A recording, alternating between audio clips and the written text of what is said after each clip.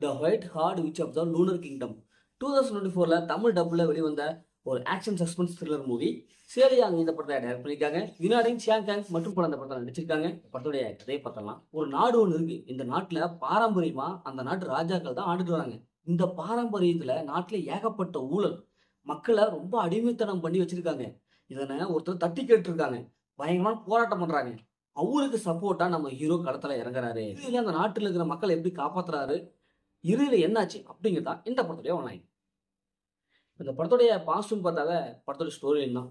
ஏன்னா ஒரு வித்தியாசமாக ஒரு போராட்டமான பண்ணுற ஸ்டோரி லைனாக இருக்குது. படத்தை நடிச்சு எல்லாரும் வந்து செமையாக பர்ஃபார்ம் பண்ணியிருக்காங்க. படத்தோட தமிழ் டபுள் வாய்ஸ் ஒரு கேரக்டருக்கு அந்த தமிழ் டபுள் வாய்ஸ் கொடுத்துருக்காங்க.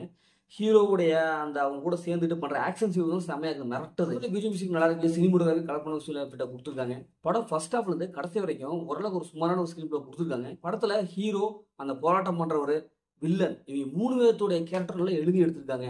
அதனால படம் பார்க்கும்போது ரொம்ப ஸ்ட்ராங்காக இருக்கு.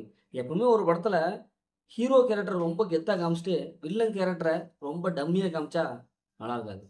2 கேரக்டரும் ஈக்குவலா காமிக்கணும். அப்பதான் படம் வந்து பார்க்கறதுக்கு நல்லா இருக்கும்.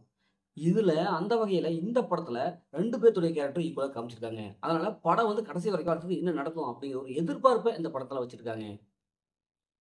இப்ப இந்த படத்துடைய மைனஸ்ன்னு பார்த்தாவே செகண்ட் ஹாஃப் தாங்க. ஏன்னா இதே மாதிரி படங்கள் பார்த்து பழக்கப்பட்டோம். இதே மாதிரி கதைகள்ல ஏகப்பட்ட கதைகள் வந்துருச்சு. அதனால சீன்ஸும் பார்த்தா அந்த அளவுக்கு பெருசா இல்ல. ரொம்ப சூப்பர்ப்பா, படம் வேற லெவலுப்பா அப்படிங்கிறது எதுவுமே இல்ல. நார்மலான ஒரு ஃபைட் படம் எப்படி இருக்குமோ அப்படிதான் இருக்குது. சும்மா சீன்ஸ் தான். எப்பவும் போல ஹீரோ வந்து வில்லனை எதிர்ப்பாங்க, அடிண்டு விடுவாங்க, ஒரு நாட்டை எதுக்குறது அப்படின்னு சொல்லிட்டு வழக்கமான சீன்ஸ் தான் வச்சிருக்காங்க. ட்விஸ்ட் அண்ட் டர்னிங்ல பெருசா ஒன்றும் ஈடுபடவே இல்லை.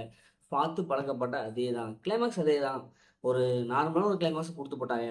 இப்படி செகண்ட் ஹாஃப் ஃபுல்லாவும் நம்ம பார்த்து பழக்கப்பட்ட அதே சீன்ஸ் தான் வருது. இன்னும் கொஞ்சம் ட்விஸ்ட் அண்ட் டர்னிங்ல கொடுத்துருக்கலாம். ஏன்னா இந்த படத்துக்கு இவ்வளவுதான் கொடுக்க முடியும்ப்பா அப்படிங்கிற அளவுக்கு டைரக்டர் நினைச்சா அப்படி போல.